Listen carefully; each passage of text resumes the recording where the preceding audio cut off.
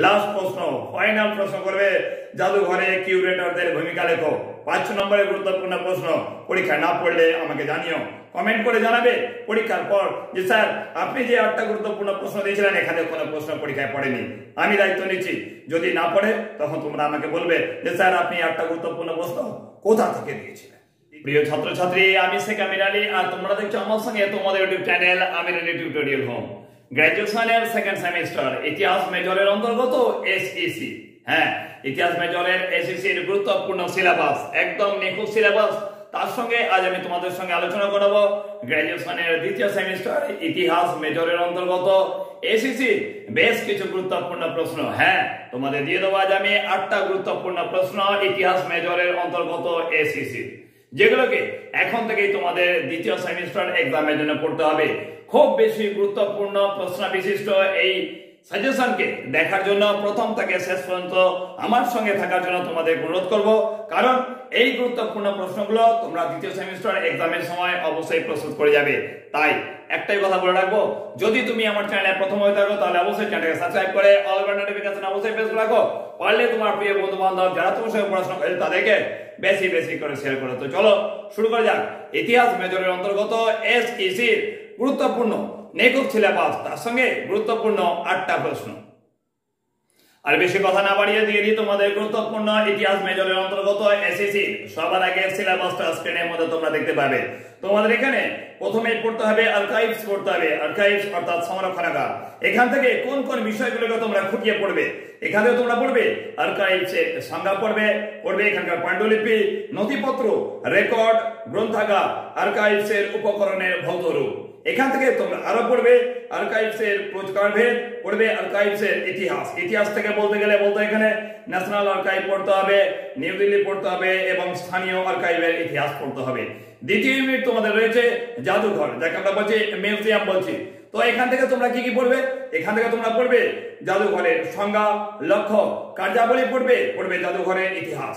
এছাড়া তোমাদের এখান থেকে পড়তে হবে জাদুঘরের প্রকারভেদ, নতুন জাদুঘর এবং পড়তে হবে সংশ্লিষ্ট প্রতিষ্ঠানের উত্থান সম্পর্কে পড়তে হবে। এখানে তোমাদের পড়তে হবে জাদুঘরের উপাদান, সংগ্রহ, সংরক্ষণ, তাদের নীতি সম্পর্কে পড়তে হবে, তাদের পদ্ধতি সম্পর্কে পড়তে হবে এবং জাদুঘরের প্রদর্শনী এবং জনসংযোগ সম্পর্কে পড়তে হবে।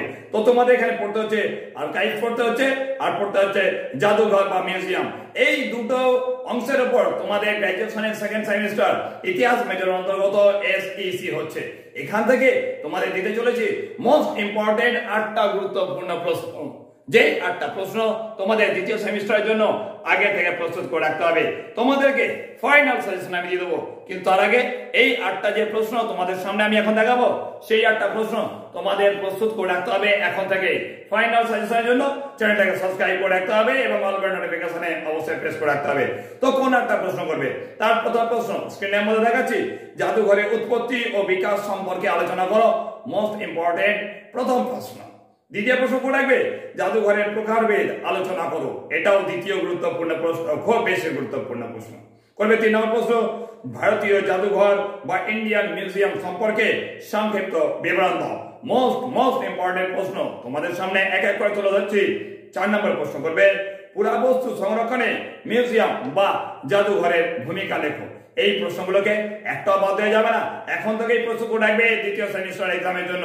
5 নম্বর গুরুত্বপূর্ণ প্রশ্ন করবে তোমার দেখা একটি জাদুঘরের বিবরণ দাও। কি মনে করছো প্রশ্নটা কত বেশি গুরুত্বপূর্ণ?